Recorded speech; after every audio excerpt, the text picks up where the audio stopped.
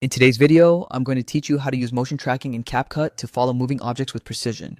This technique is particularly useful when you want the camera to stay focused on a face, body, or any object in your video as it moves across the screen, creating a seamless and professional look.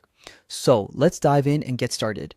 First things first, you'll need to open CapCut on your device. Once you have it up and running, create a new project. You can do this by tapping the New Project button, which will allow you to add your video clip. Simply select the clip you want to work with from your library. Once your clip is sitting nicely on the timeline, you can start editing by selecting it. With the clip selected, scroll along the bottom menu until you come across the feature we're all excited about, camera tracking.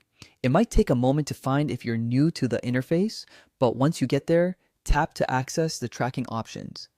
Here, you'll notice various choices such as face, body, hands, or custom tracking, each catering to different types of motion within your footage.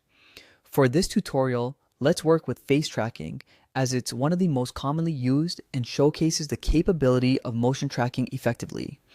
As soon as you apply face tracking, you'll see CapCut automatically generate keyframes. This magical feature allows the software to follow the movement of the face almost effortlessly. Keyframes are essentially placeholders that tell the software where to focus as the subject moves, creating that smooth, professional tracking look. However, you might notice some blur during playback. Don't worry, there's a simple fix for that. You can enable the Fit Canvas option, which is designed to keep your subject centered and reduce unwanted blur. Additionally, ensuring the object size remains constant can help maintain clarity throughout the movement. Once you're happy with how the tracking looks, go ahead and tap the checkmark to finalize it.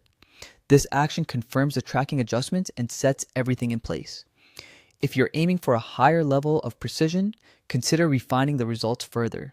You can do this by adjusting the keyframes manually or venturing into the custom tracking option, which offers more control and allows for intricate adjustments. And there you have it. Your object is now smoothly tracked in the CapCut. I hope you find this tutorial helpful. If you did, please don't hesitate to like the video and subscribe to the channel for more editing tutorials. Keep exploring and happy editing.